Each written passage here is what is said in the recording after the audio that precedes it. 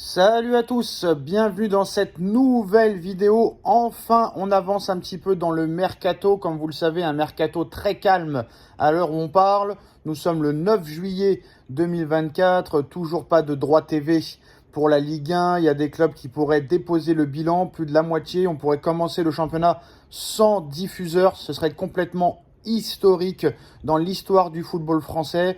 Et même, on va pas se mentir, le mercato est au point mort. Comme vous le savez, ce soir, France-Espagne.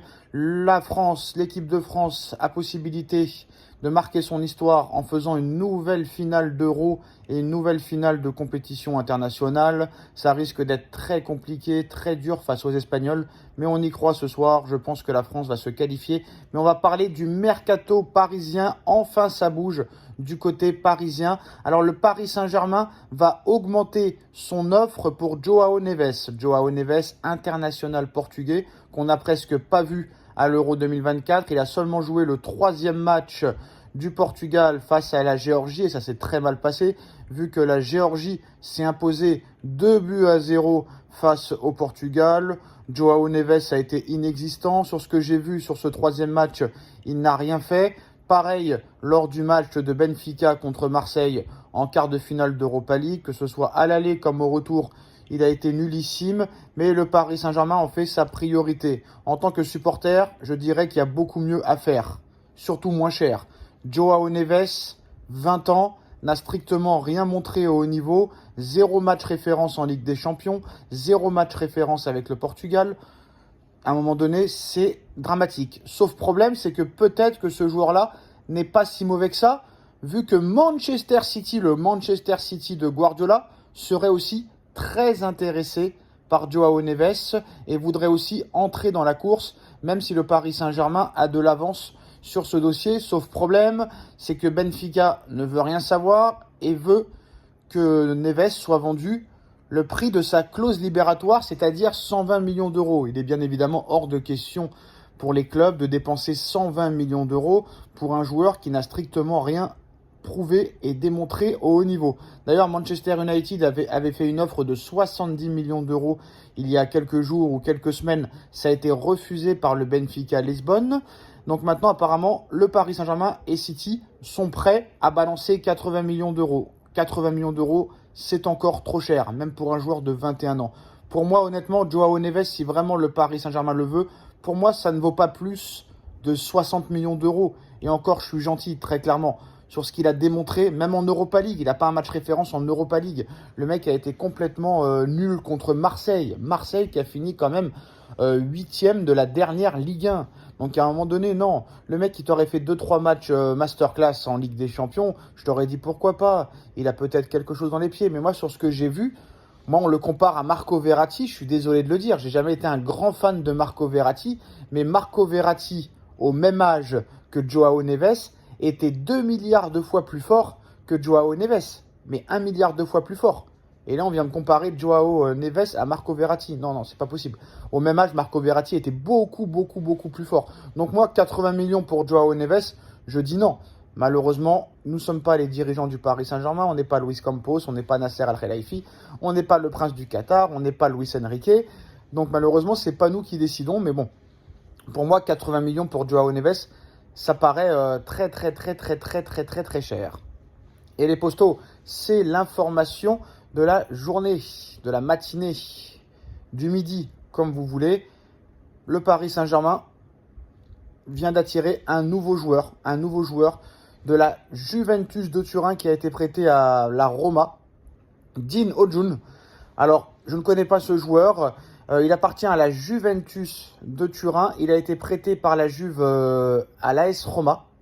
Donc, j'ai beaucoup de mal à prononcer le nom de famille, donc je vais juste dire Dean. Voilà, vous avez l'information juste là.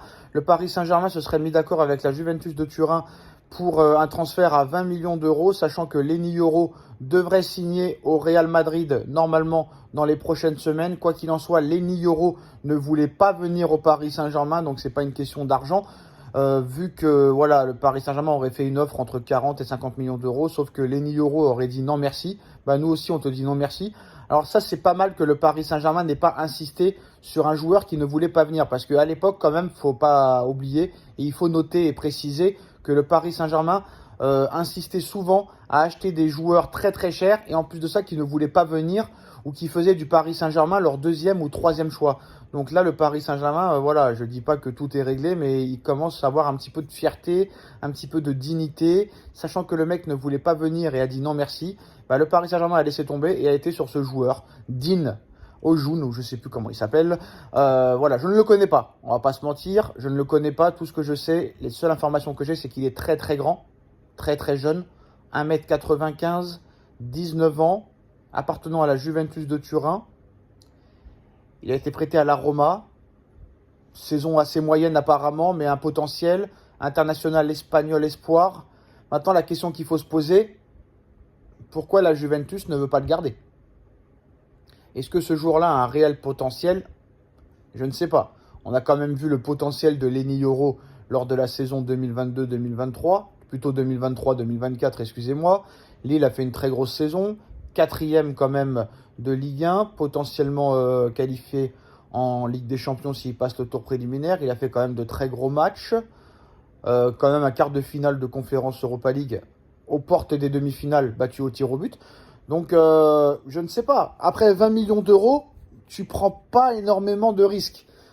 Voilà, on va pas se mentir. Est-ce que le Paris Saint-Germain est dans la capacité de faire progresser les joueurs? Qui a progressé au Paris Saint-Germain depuis que le Paris Saint-Germain a été racheté en 2011? T'as Vitinha qui a énormément progressé. Mais à part Vitinha, qui a réellement progressé? Warren Zaïre-Emery? Pas vraiment, parce qu'il a été très bon en première partie de saison et après il a été catastrophique du mois de janvier au mois de juin. D'ailleurs, il fait la gueule en équipe de France dans le vestiaire. Il parle à personne tellement qu'il est frustré de ne pas jouer même pas une seconde et que Deschamps ne compte pas du tout sur lui. Il regrette déjà d'avoir choisi l'équipe de France A et plutôt de ne pas avoir choisi l'équipe de Thierry Henry pour les JO 2024. Donc voilà, le dossier Emery est très problématique. Ugarte fait une très grosse Copa América avec l'Uruguay. J'espère qu'il aura sa chance au PSG. Mais voilà, là on parle de la défense centrale. Je ne sais pas si c'est vraiment le joueur qu'il fallait au Paris Saint-Germain. Après, apparemment, la nouvelle politique du PSG, c'est de recruter des joueurs très très très jeunes et de les faire progresser. On a vu avec Belardo, bon, il y a encore une grosse marge de progression, mais c'est pas si mal ce qu'on a vu, c'est pas catastrophique non plus. Il y a Moscardo qui arrive au milieu de terrain. Et là, ce petit joueur espagnol, apparemment, qui appartient à la Juventus, donc on va voir ce que ça va donner, mais apparemment le PSG et la Juventus sont en train de se mettre d'accord sur un transfert de 20 millions d'euros. Dites-nous en commentaire ce que vous en pensez, on like, on partage, on commente, on s'abonne, et on se retrouve très vite pour une nouvelle vidéo. Tchuss.